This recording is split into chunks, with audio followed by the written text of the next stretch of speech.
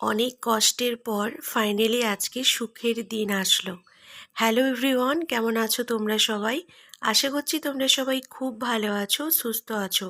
তোমাদের ভালোবাসায়, ঈশ্বরের আশীর্বাদে আমরাও সবাই বেশ ভালো আছি। আজকে হবে আমার বাড়িতে অনেক বড় একটা কাজ, আর সেটা হচ্ছে আজকে আমার বাড়িতে চাপা কল হবে। জানো তো, আমার বাড়িতে সাপ্লাই জল আছে, কিন্তু কখনো কখনো ওই 3 মাস 4 মাস ছাড়া ছাড়া একটানা 1 সপ্তাহ 4 দিন 5 দিন করে জল আসে না, আর তখন খুব কষ্ট হয়। তখন পাশের বাড়ি থেকে আমাকে জল বালতি বালতি করে এনে কাজ করতে হয়। লোকের বাড়িতে জল আনতে যাওয়াটা খুবই লজ্জার বা কষ্টের, বুঝতেই পারছো। কেন কি, কেউ যদি মুখের উপরে তোমাকে বলে দেয় যে না দেব না, তোমার কিন্তু খারাপ লাগবে। যাই হোক, আমার পাশের বাড়ির যে আন্টি ছিল খুবই ভালো ছিল। তো যখন আমার জল না আসতো, আমি আন্টির বাড়ি থেকে বালতি করে জল নিয়ে আসতাম। তো বর খুব একটা যেত না, কেন কি আমি মানা করতাম, আমার নিজেরই খারাপ লাগতো। তা আমি বেশিরভাগ নিয়ে আসতাম, বা অনেকবার এরকম হতো আমি অর্ধেকটা নিয়ে আসতাম, তারপরে গিয়ে বাকিটা বর তুলে নিয়ে আসতো। তো যাই হোক, এরকম করতে করতে আমার বাড়ি হয়েছে প্রায় 5 বছর হলো, কিন্তু এতদিন করতে পারিনি। টাকা পয়সারও একটু প্রবলেম ছিল। আর তাছাড়া যেহেতু আমাদের সাপ্লাই জলটা রয়েছে, তো যখন ওই 4-5 দিন জল আসতো না, তখনই মনে হতো যে এবার আমরা চাপা কল করে নেব। তারপরে আবার যখন জল আসা শুরু করতো, আবার ভুলে যেতাম সেই কষ্টগুলো। তো যাই হোক, এতদিন পর আমার কষ্টের দিন দূরে যাবে, আর আমি সুখের দিন পাবো। তাই মা গঙ্গাকে সুন্দরভাবে পুজো করে, ভক্তি ভরে, শাঁখ বাজিয়ে, উলু দিয়ে আমি মা গঙ্গার পুজো করলাম।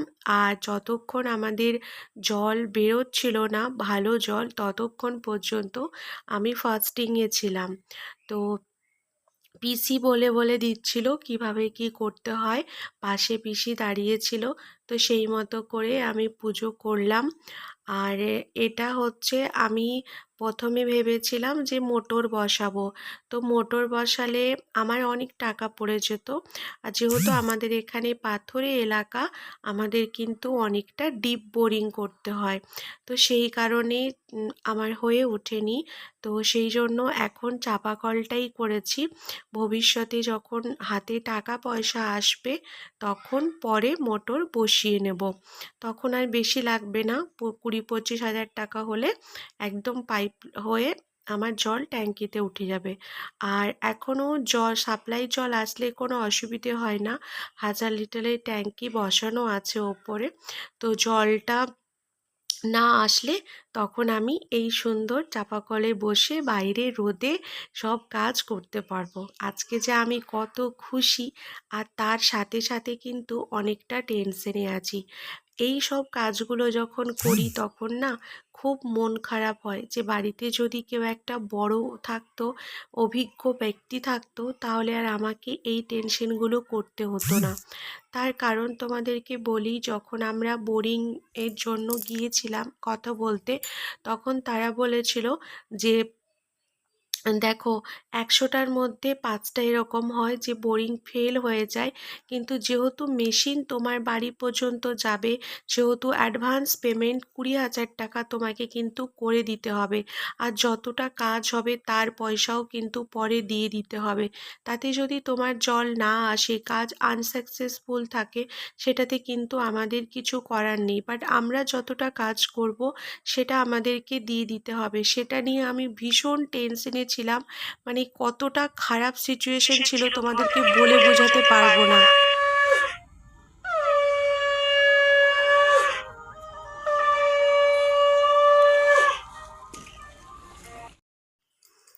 তার আগের দিন রাত থেকে শুধু মা গঙ্গা আর মহাদেবকে ডাকছি, বাবা, আমার সব কিছু তোমার হাতে। আমার সুখ দুঃখ কষ্ট যন্ত্রণা যা হয় সব কিছু আমি আমার মহাদেবের কাছে বলি।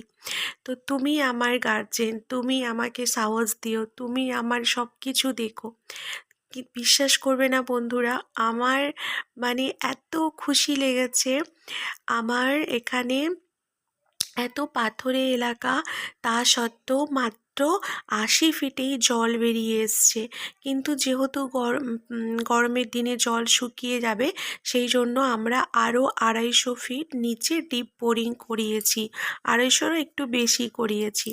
তো মানে যারা নল করতে এসেছিলো তারা বলল যে তোমার জলটা খুব ভালো হবে, তার কারণ দুটো পাথর পড়েছিল, সেই পাথরের পরে জলটা পাওয়া গেছে, তো দারুণ জল পাবে তুমি। আর সত্যি সেই দিনকেই নল ফিটিং হওয়ার পর যখন আমরা জল পেলাম, তো একটুও হালকা ঘোলা ছিল, কিন্তু কোনো লাল বা কোনো রকম কিন্তু ছিল না। তারপর এখন সুন্দরভাবে আমার কলপাড়টা ভালো করে সিমেন্ট করা হচ্ছে, তো সেটার একটা ফাইনাল লুক তোমাদের সাথে অন্য ভিডিওতে শেয়ার করব।